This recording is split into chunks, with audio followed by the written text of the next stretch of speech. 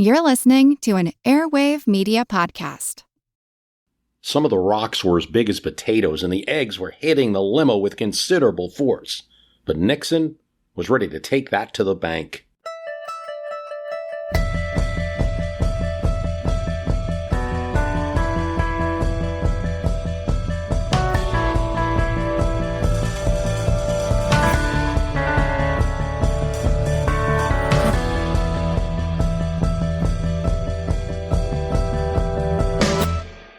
It's a really good day here in my history studios because I received my new blue jeans from Quince.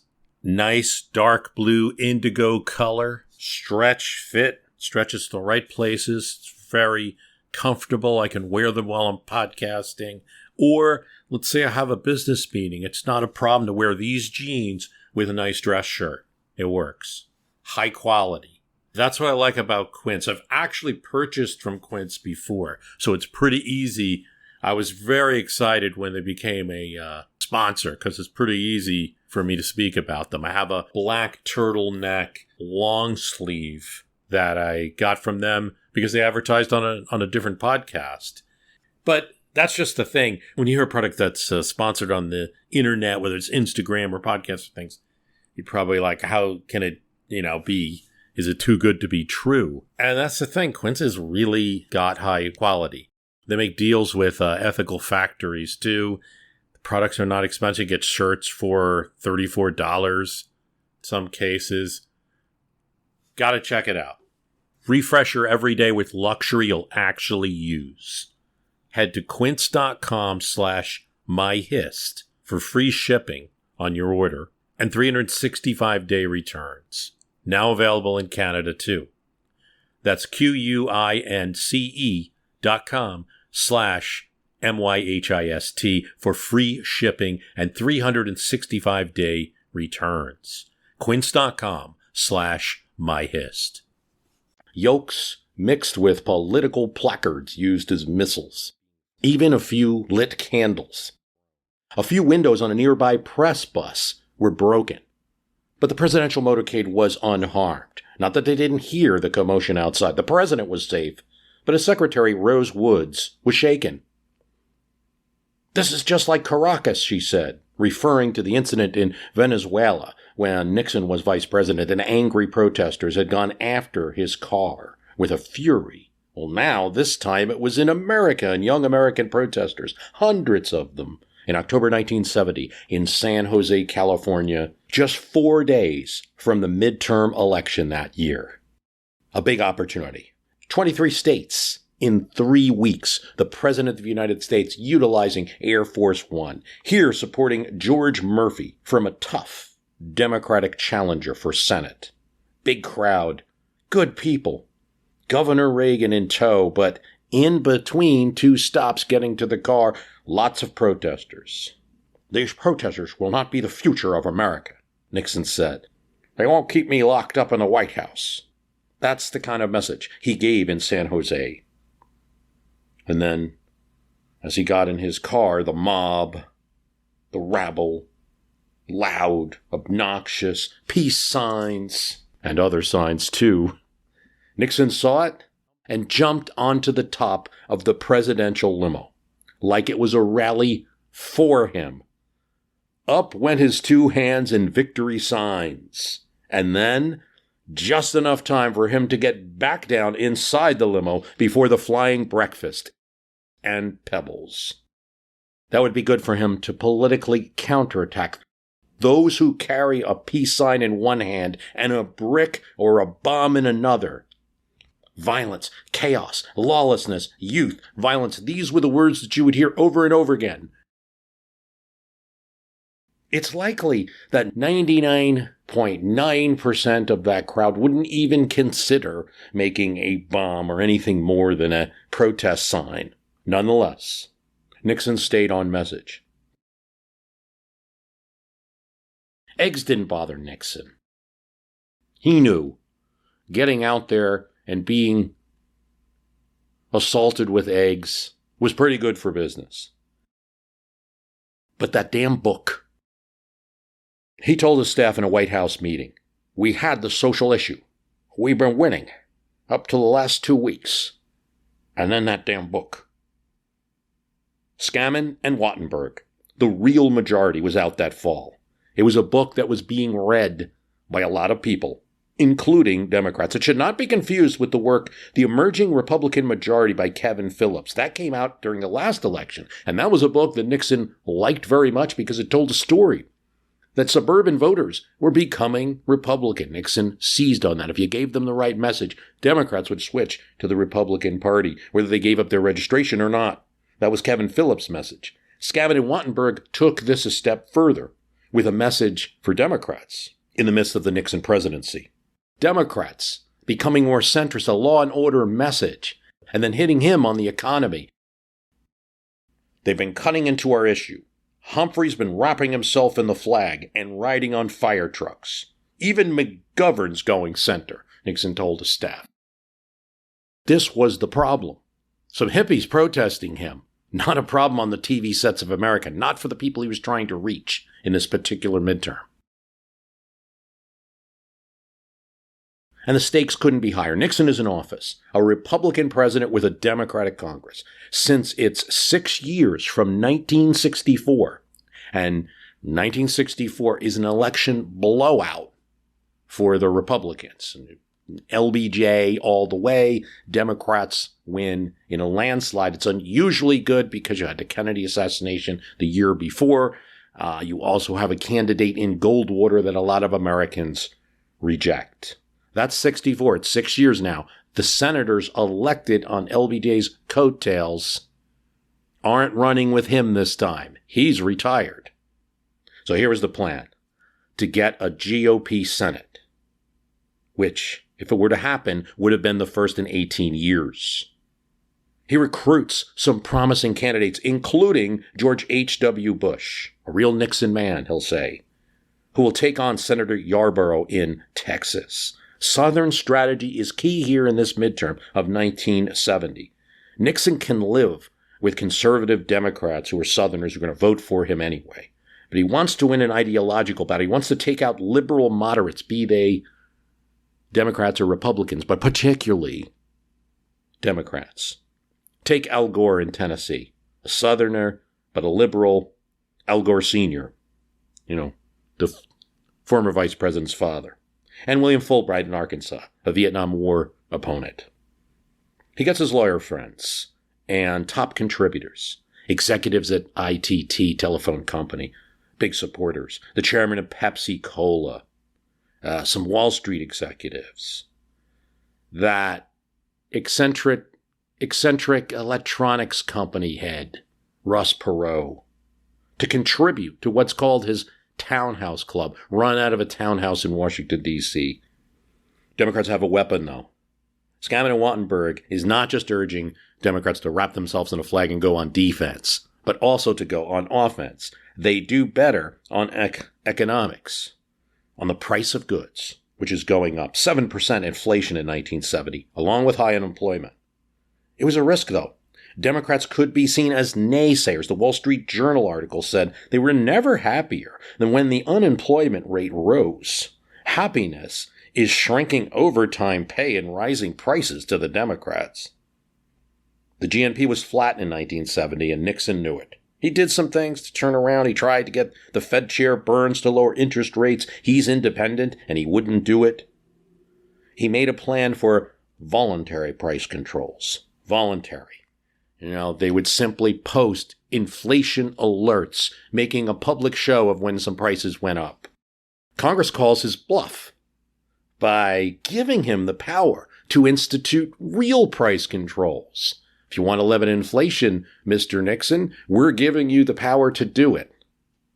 Knowing full well that he, A, said he would never do that, and B, as it would turn out, it's not a very good idea to simply institute price controls. He'd actually used this power later in his presidency and partially as a result of the midterm that we're about to talk about.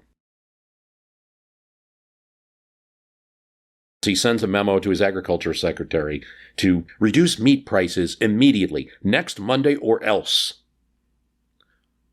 The agricultural secretary is quite puzzled by it. There was absolutely nothing he could do to reduce meat prices by next Monday, and he didn't know what the or else was. Clearly, from his statement to his own aides, he was more interested in this election in the social issue, in pushing Democrats on supporting these hippie protesters that have been protesting him all along, trying to keep him locked in the White House with the threat of violence. The thugs, he kept saying, the student thugs. He told Ehrlichman that in terms of the economy, I really want the boom beginning in July 72.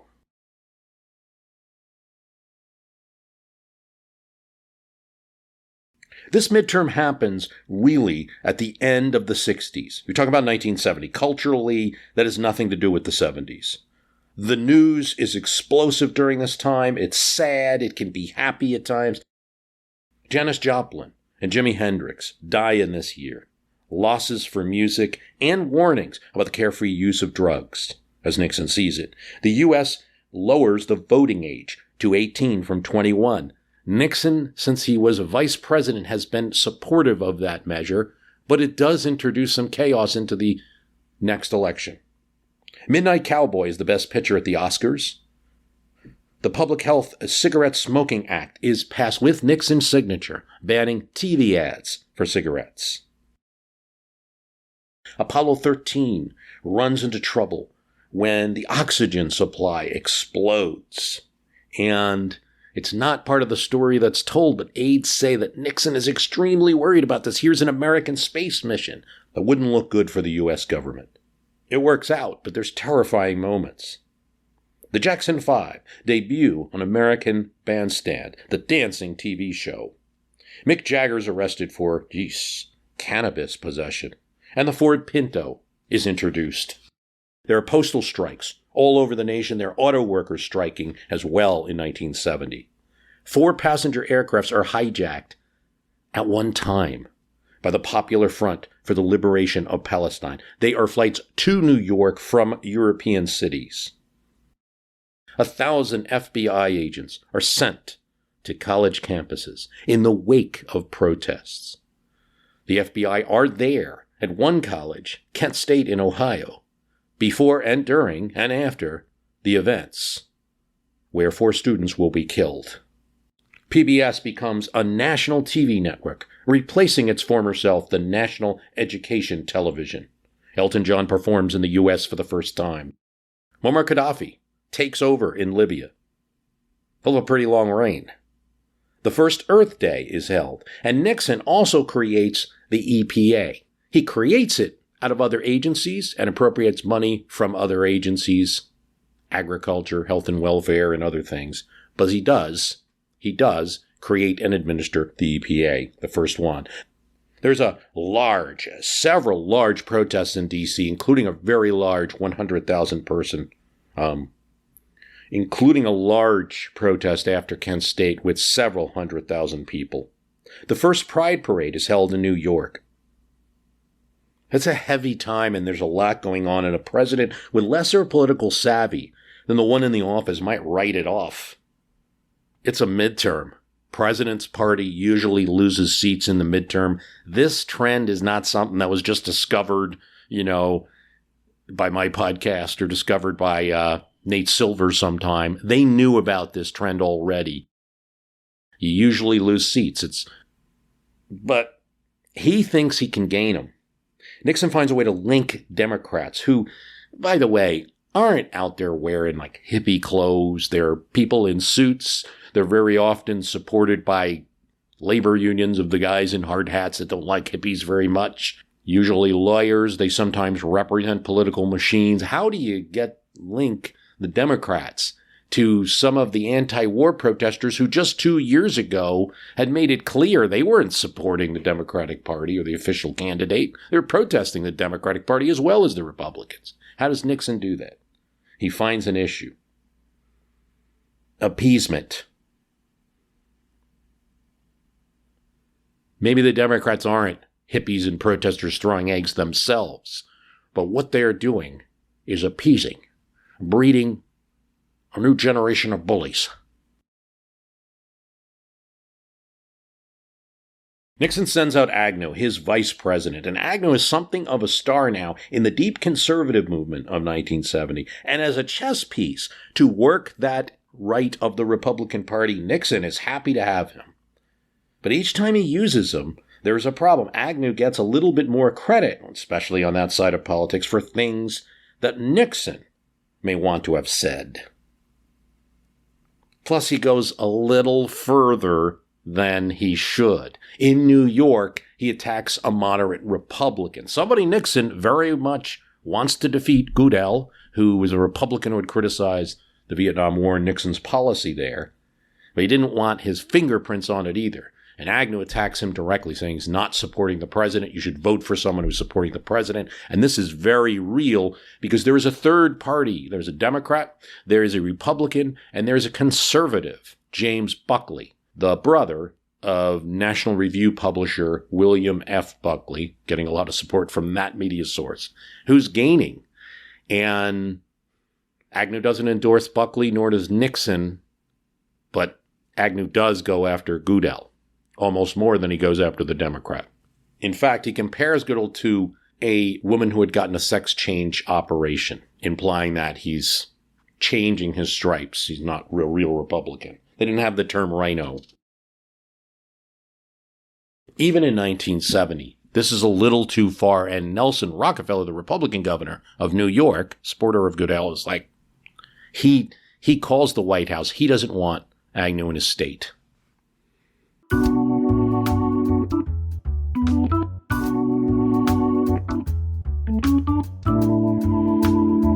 It's a time of political calculation,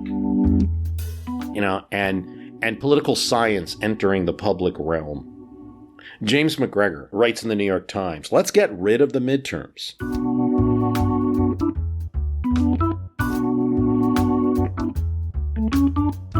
It's really like an anti-election. Not only is the president bound to lose, but inexorably, the more sweeping the success of his earlier effort, the more extensive his losses 2 years later. McGregor writes this in 70, but he's seen 1966. He might be fighting the last war a little here. That was a blowout for the president after the president had a really good result in 64. It was the opposite in 62. Kennedy had a decent midterm, decent one, didn't lose too many House seats, but he also didn't gain too many in 1960 for his party. You see? So that's what he's doing now. He does cite another political scientist, Barbara Hinckley, whose study shows that as the number of districts where the president runs ahead of the congressional candidate from his party increases, the worse the president's loss in midterms. Midterms punish successful presidents is McGregor's point. It's McGregor's point. If you're really bad as a president, don't bring in, as a presidential candidate when you get in, don't bring in too many people. You don't lose too many people because you're not on the ballot to help them in that midterm election. That's the point. That little note that midterm voters were reading in the pages of the Gray Lady is going to fester a bit, even for me thinking about it now. I mean, nothing fails, he says, like success. He goes on to say that just have a 4-year congressional term. Eisenhower advocated for it, so did Lyndon Johnson. Cuts the cost of elections, too. I don't want to go down that rabbit hole. It's an idea, but suffice to say, McGregor's words never caught on in that respect. We have 2-year terms. Another political science meme that is taking that is reaching people. It actually starts in 69, but is around here, is the Nolan chart. And it's a way to get away from just that kind of left-right axis describing politics like that all the time. But instead to look at freedom or less freedom for government, I should say for economic policy and for personal policies. So this gives you a richer palette of politics to pull from. So somebody like a student protester is probably going to be more, well, I want less economic freedom because we want government involved there, and I want more personal freedom, where a conservative Republican might be exactly the reverse, and a lot in between. It also will pick up some libertarian beliefs that are out there that left-right doesn't really do a good job explaining, right? Hippie might want to be able to use drugs recreationally, sleep in the park, do all kinds of things that would be considered libertarian and also left. On Nolan, Nixon is hitting like establishment right, like low personal freedom, morality is important, high economic freedom. And he doesn't care about party. Some of his greatest vote sources in Congress are Southern Democrats. The White House is not to talk about desegregation for this reason. Leave that to the courts, is what he's telling his staff. And no, the White House policy is clear. It is against busing. Now, Nixon is opposing candidates who are against the war. We mentioned Goodell. We mentioned Al Gore Sr. We mentioned Fulbright in Arkansas, who's going to end up taking a young intern named Bill Clinton. I think it's important to contextualize that. They're not so Nixon is targeting people who have an opinion that the time we're reaching 1970, war's gone on since the early 60s in some form of American involvement and really heated up after Tonkin. I mean, it's about a 60+% position to be against the Vietnam War at this point. Nixon isn't working the Nolan charts, nor is he enamored with these midterm trends and this political science. He has it in his head, though. He correctly, I believe, saw separation with that trend anyway between the House and the Senate. The Senate was grabbable even if the House might go against him in a midterm election. The violence issue was big. It was new. He saw another opportunity when a government commission advised that pornography laws be relaxed. Nixon found another thing to use on the campaign trail. He was against porn and smut. And he used the term obscene 24 times in this campaign of 1970. His presidential papers were examined later, and there were 26 instances of the word obscene. 24 of them were used in October of 1970. He crusades against smut, and he uses the term 3 times during this campaign. His presidential papers will show that's 75% of the total times he used that word smut in speeches. Now, Democrats, are they smut? It doesn't matter. He's campaigning against smut and letting the implication lay out there. Democrats in the Senate actually rejected the report of this commission 60-5. There was 3 Democratic senators, 2 Republican senators that opposed the rejection, and McGovern was one of them. But you had major Democrats. All new drinks are now at McDonald's, with refreshers like the strawberry watermelon refresher and the mango pineapple refresher with popping boba, to crafted sodas like the Sprite Berry Blast with berry flavors and cold foam. Who knew ice cold drinks could be so fire? Try them all now at McDonald's. Refreshers contain caffeine. Copyright 2026, The Coca-Cola Company. Sprite is a registered trademark of The Coca-Cola Company. Expedia and Visit Scotland invite you to come step into centuries of history that await in Scotland. Castles steeped in legend walk along cobblestone streets. Come share the warmth of stories passed down through generations. This is a place with a past that is fully present today and all yours to explore. Plan your Scottish escape today at expedia.com/Visit Scotland. Like Robert Byrd of West Virginia saying, this is terrible, this report. It doesn't matter. Campaigning against an abstraction, yet voters may perceive enough connection with a more culturally liberal opponent. That's a political payoff. Don't need to name the opponents. Nixon would never bring up the issue much after these midterms. Here's Time. Nixon's involvement in the 1970 elections is exceptional for American presidents. Here's Time magazine. Nixon hopscotched through Vermont, New Jersey, Pennsylvania, and Wisconsin in just one day, flying out of Washington Air Force One in a frenetic Saturday to Tuesday. He was due at rallies in Ohio, Tennessee, North Dakota, Missouri, Indiana, and North Carolina. At every step, he pushed Republican candidates, lifted their hands high for the TV and newspaper cameras, and insisted they must be elected to help him achieve a generation of peace.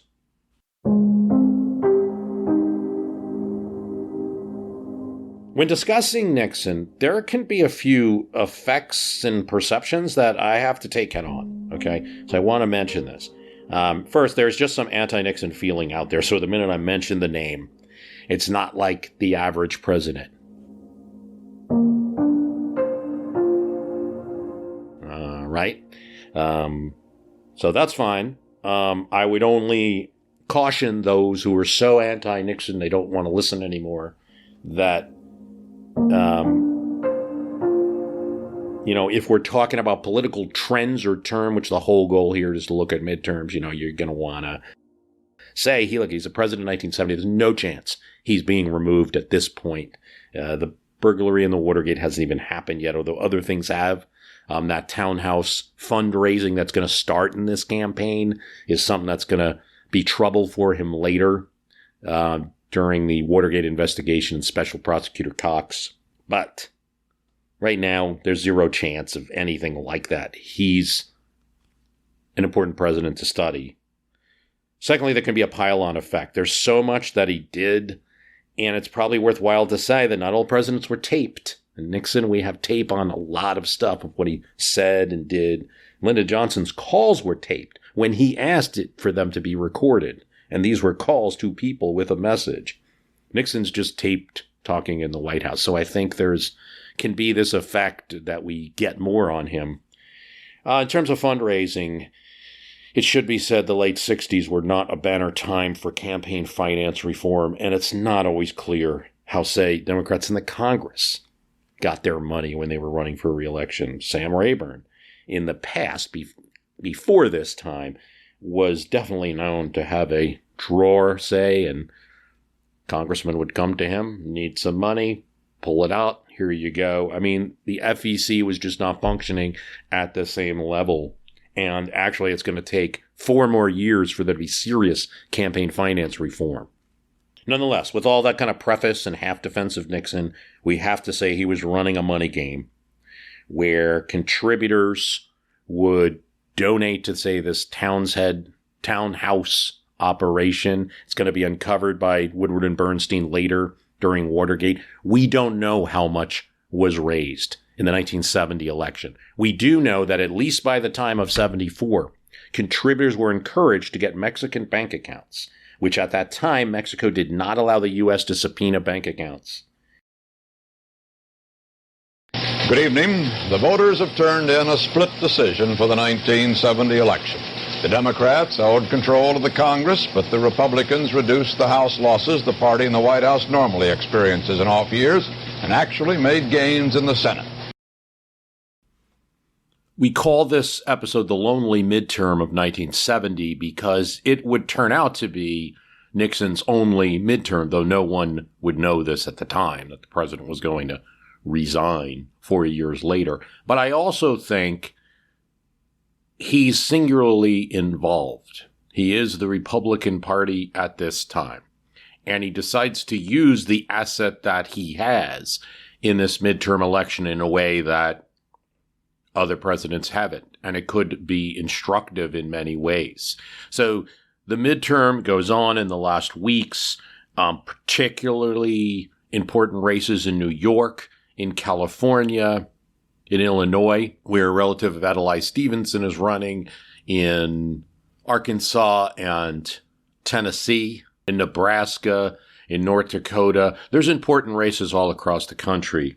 Texas, where George Bush, it has turned out, will not face what they thought would be an easy challenger in Ralph Yarborough, who was a liberal senator from Texas up until this very year, because he's defeated in the Democratic primary by Lloyd Bentsen, a more conservative Democrat. And Bush can't beat Bentsen. There's one more episode to relate. Nixon has saved up money for one big blow at the end, a TV commercial. And he decides that instead of airing one in a studio, he's going to use his Phoenix speech where he fought back against the violent student thugs. Well, the Democrats get wind of this, and they go to the networks like, you're going to allow the president to go on the air for 15 minutes in a campaign commercial and not give us a chance to respond to it. The network said, well, you can purchase that airtime the way the Republican Party has. We can sell it to you. O'Brien then asks the RNC chairman, Rogers Morton, if out of fairness, the RNC would push the networks to allow the Democrats to have a response. They're making a lot of hay of this moment. No, Morton says. As the RNC, our planning has been to save and use this time. It's proper that we use it. Morton points out, as a group, you've got Democratic incumbents who are entrenched, and we're trying to beat them, and that's not an easy thing to do. We need every weapon we can. This was part of our plan. You know, we didn't put money into things earlier because we planned on this TV ad. Nobody budges. Lawrence O'Brien gathers up a very hasty fundraiser, which is assembled. And it's kind of helped by the fact that they see this unfairness in the RNC. And they get Edmund Muskie, to film something. And all they can really do is a quick commercial in his living room in Maine.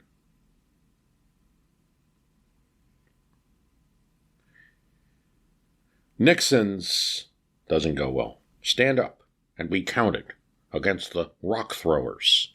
Here's Richard Reeves. Tape, cut to 15 minutes, was grainy. The sound boomed and dropped as it had in the hangar of where the Phoenix rally was held. Nixon's own Attorney General, John Mitchell, said, "The president looks manic." Meanwhile, Muskie gives a fairly calm speech that's celebrated in the networks. He tries to dislodge the Republican argument that there's some kind of student thuggery that the Democrats have had something to do with. He says, look, when you're confronted with a problem where someone's not behaving, there's two ways to handle it. And one is to attack them, and the other is to try to be constructive. And the Democrats are doing the latter. And, Muskie had his moments, and this was one of them. And his service in the midterm is going to propel his campaign in 1972. Of course, it won't go well, Muskie for president, but that's another story. Richard Reeves writes, in Nixon Alone in the White House, Buckley, James Buckley, running for senator in New York, provided Nixon one of the few satisfactions the next morning. The New York Times, the paper in his chosen state, carried an 8-column headline. Rockefeller and Buckley elected. Democrats retain Congress control and make gains in key governorships. Most of the candidates the president campaigned for lost, beginning with George H.W. Bush in Texas and George Murphy in California. The Republicans did gain 2 Senate seats. Incumbent Democrats Albert A. Gore of Tennessee and Joseph Tidings of Maryland were losers, but lost 9 seats in the House and 11 governorships. So the new House would be Democratic, 254 to 181. No change in control from the previous. The Senate would also be Democratic, 55 to 45. There would be 29 Democratic governors and 21 Republican ones. In terms of total votes, even with the lower turnout in a non-presidential year, the overall Democratic margin in House elections increased from 1.1 million voters in 1968 to 4.5 million in the 1970 midterm. Even without the Hartke squeaker, the Democrats kept control of the Senate while losing some seats. Of the 35 seats at stake, 10 Republican and 25 Democratic, the Republicans won 11, the Democrats 21, and a conservative and an independent won each. The best-known casualties included Democrats Albert Gore of Tennessee and Joseph Tidings of Maryland, and Republicans George Murphy of California, Charles Goodell of New York, and Ralph Smith of Illinois. The president tried to declare victory after the midterm elections. The public line from the White House is, hey, most presidents had done even worse in past midterms, which was true. And that he had won an ideological majority. In other words, Democrat or Republican, there were more people who saw his politics the way he saw them on law and order and other issues of the day. The results of the president's obsessive campaigning, at least Richard Reeves says, was pretty much a standoff. And to his advisors, who meet in Key Biscayne, Florida later. He tells John Ehrlichman and others, a missed opportunity.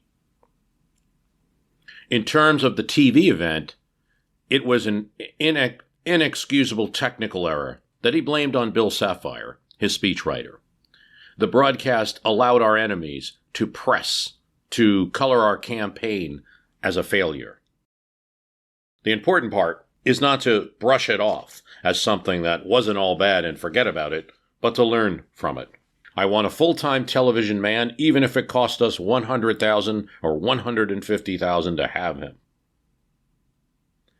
He writes a memo with certain points that need to be improved, and someone leaks it. So it's President and the Vice President and most members of the cabinet came out and tried to tell Californians how to vote.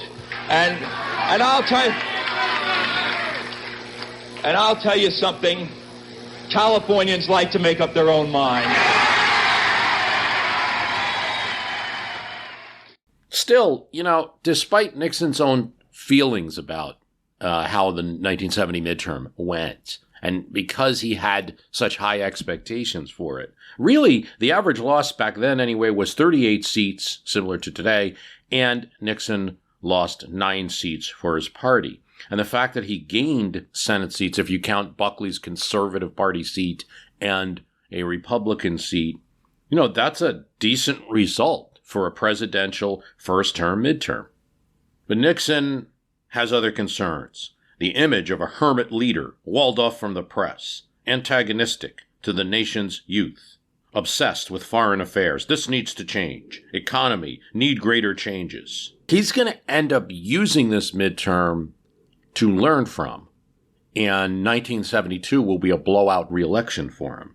So I think that I wanted to dive deeper into this particular midterm of 1970 because I believe it's one of those anomalies. It's right there with the 1990 and the 1978 where it's kind of like this so what midterm. Even if Nixon felt it was a loss personally, it goes against that historical pattern where every midterm is a bloodbath for the president. And when you add up all these exceptions now, 1962, 1978, 1990, 1970.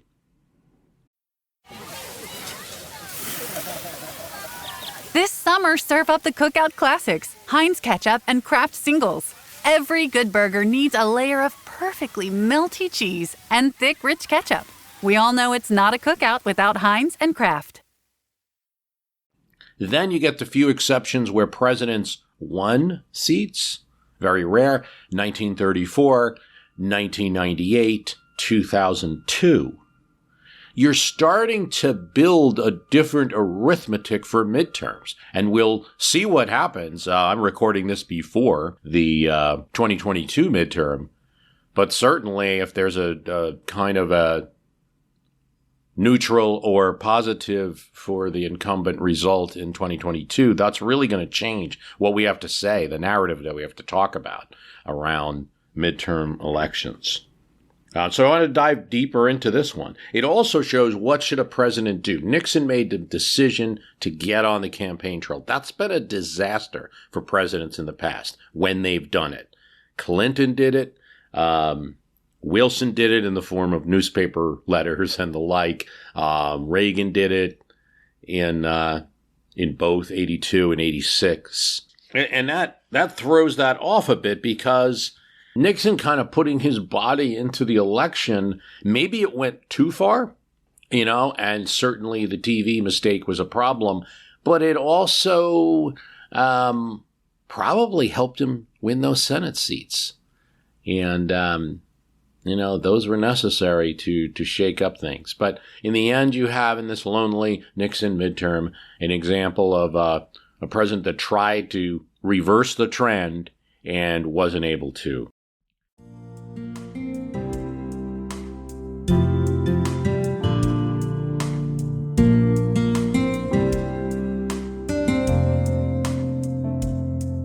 Now, per Richard Reeves, that night, Nixon goes alone to the Lincoln Room and writes in his legal pads, 2 years less 1 week or 6 years less 1 week. I have learned about myself and about the presidency.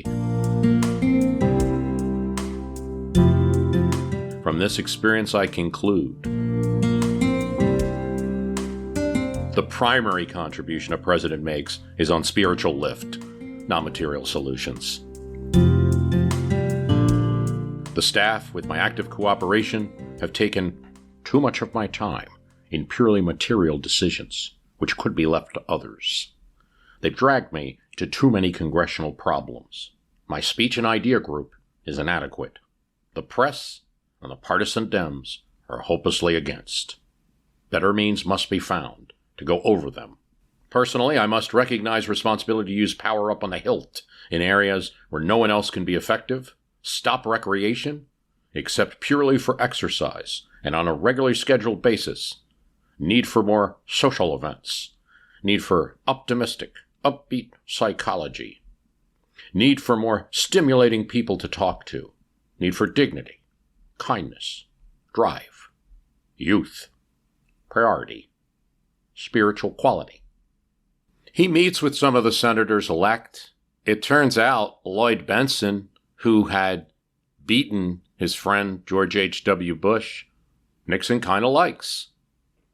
He also likes James Buckley, who he had secretly helped, and Agnew had helped during his Senate election, even though he was running against the Republican Party, technically speaking. President Nixon gave Buckley tacit endorsement. Spiro Agnew's help was more explicit. I do believe that it served to emphasize the fact that I was the only candidate who was in basic sympathy with the objectives of the administration. And this underscored what I've been trying to say, so that I think it certainly gave me a push in that manner. Buckley's going to be a true friend to Nixon, voting along with him in most things, except when it comes to Watergate. Buckley will be among many who tell Nixon that he has to resign. Reeves says, Nixon dictated a calm memo that seemed to indicate he knew the White House midterm campaign may have gone too far, contradicting his tough talk inside the Oval Office during the campaign about getting rid of Republican liberals. He now said of those same people, we have people like Ed Brooke and Cliff Case, Chuck Percy. We're coming to this year, and regardless of what they may do to us, our primary goal is to avoid any actions or words which might be harmful to them. They have their constituencies, Nixon says, but try to be with us when they can. And when they're against us, they try not to make a virtue out of beating us. Don't read people out of the party at this point. We're going to need every one of them with us in 1972. I want to thank you for listening. The website is www.myhistorycanbeatupyourpolitics.com. Hope you enjoyed this look at a single midterm as we are in the midst of a midterm election year. Thank you for listening. If you can, review the sites on Apple Podcast, and most importantly, vote helpful or non-helpful, those reviews that you agree with or disagree with. That helps the program immensely. Thanks for listening.